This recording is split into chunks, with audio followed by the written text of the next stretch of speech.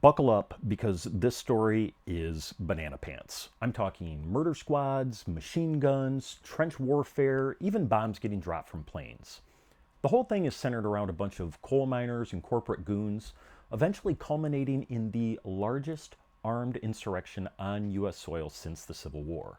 And I guarantee you didn't learn about it in school, unless your history teacher was some sort of feral labor historian with a grudge and tenure. It's called the Battle of Blair Mountain, and you never hearing about it isn't an accident.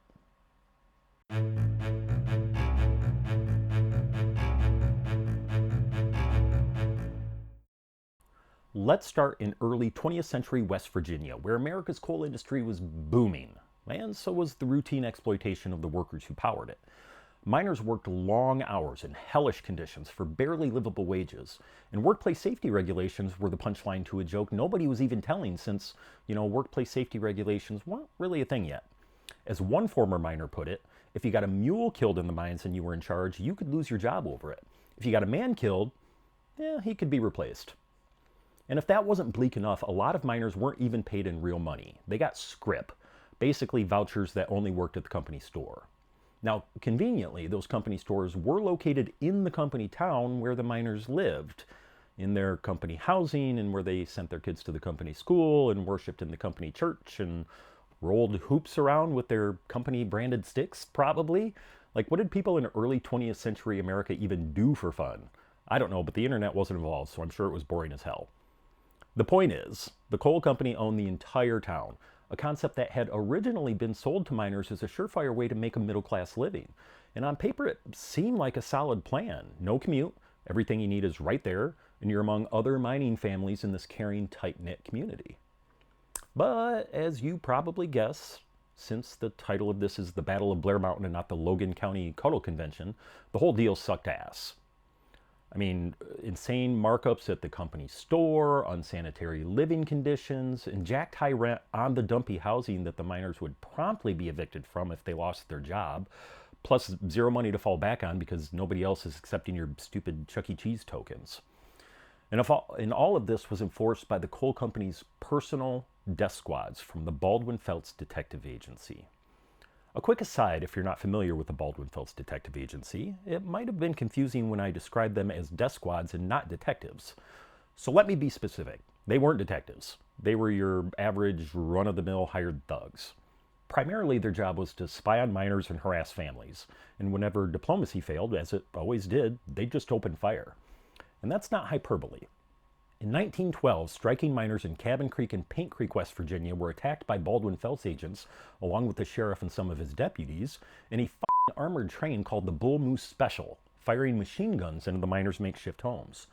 And in 1913, during a strike in Ludlow, Colorado, the agency deployed another armored vehicle, this time a car fitted with a machine gun known as the Death Special, to mow down workers and their families. Dozens, mostly women and children, died in that horrifying incident. Now just think about that for a minute. Barely more than 100 years ago, coal companies were free to murder striking employees with impunity. And as you'll see, sometimes they did it with the support of the US government.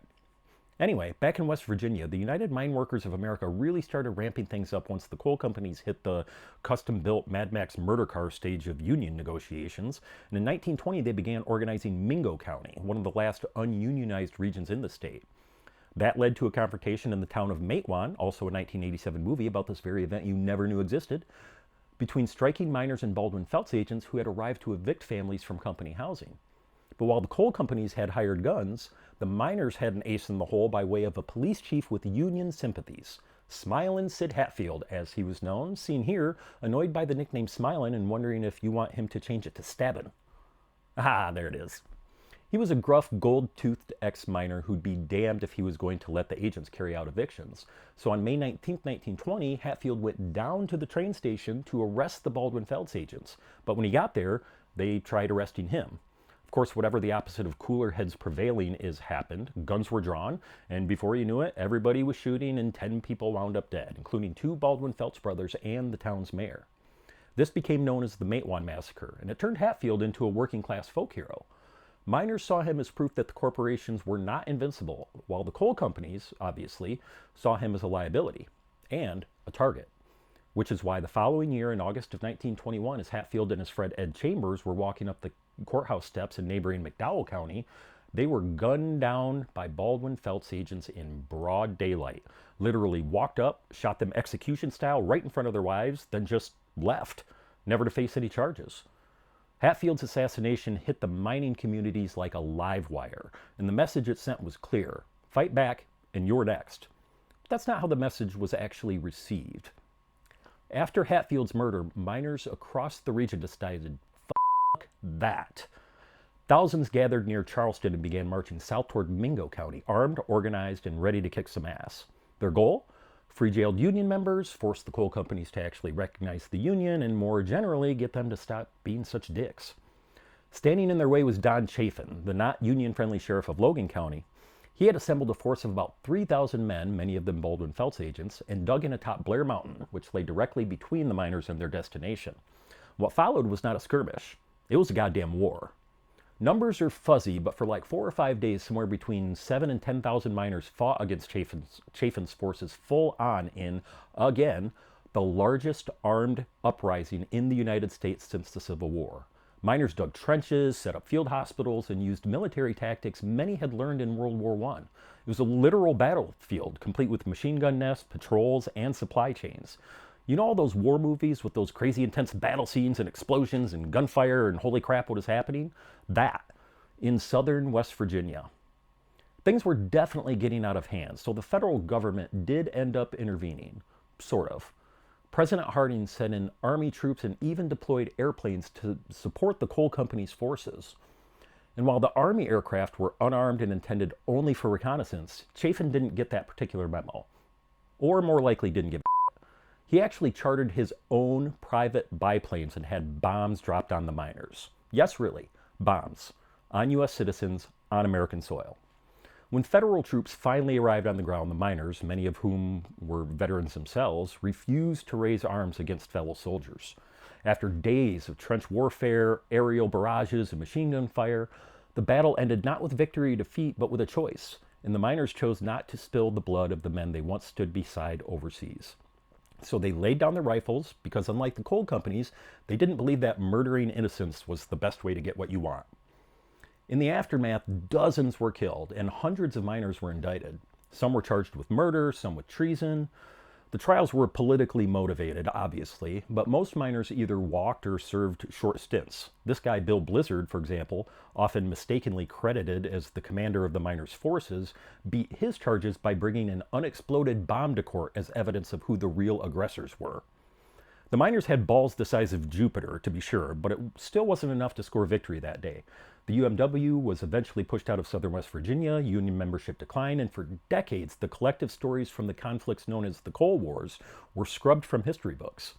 In fact, it wasn't until 2018, almost a full century later, that Blair Mountain was listed on the National Register of Historic Places. Well, relisted.